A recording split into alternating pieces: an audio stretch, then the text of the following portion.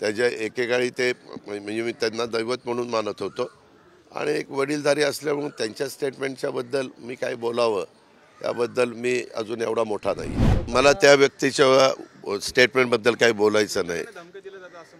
कुठं धमकी दिली ते मला दाखवा ना। अरे बाबा, मी त्या व्यक्तीच्या उत्तराला बांधील नाही। अरे बाबा, मी एक मिनिट, त्याच्यामध्ये मला एक पहिल्यांदा उदाहरण द्या।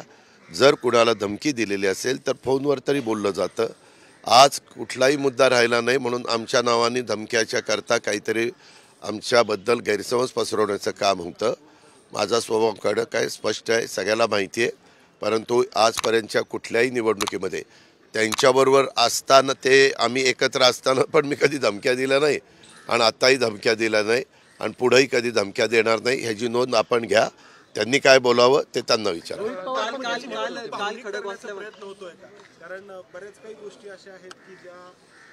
मला त्याच्याबद्दल माहित नाही। ते पत्रकार मित्रांनी तपासून घ्यायचं असतं।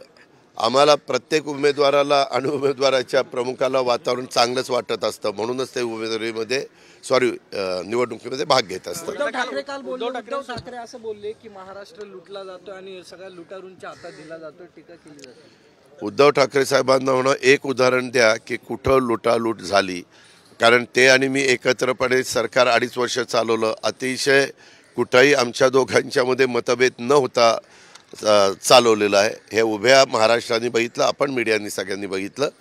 नुसता हे निवडणुकीच्या काळामध्ये हे असे आरोप होतात।